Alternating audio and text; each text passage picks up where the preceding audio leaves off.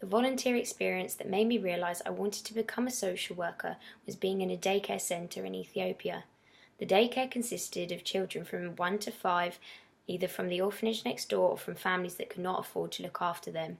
The staff were untrained nannies whose only way of managing behaviour was hitting the children or shouting at them. To me this was shocking, to them it was so reasonable.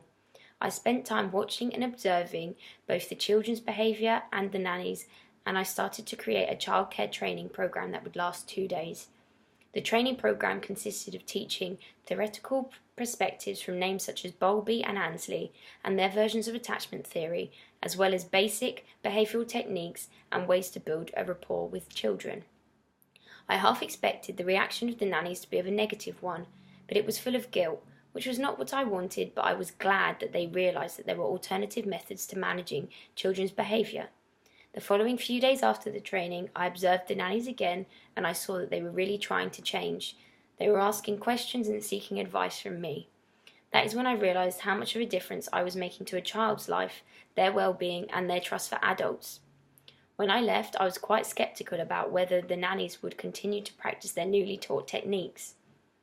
I went back the following year just to briefly visit the daycare, and I could see the huge change that had undergone there. More kids were talking, playing, and even hugging the nannies hello and goodbye at the start and end of each day. The nannies looked happier and more relaxed whilst interacting with the children.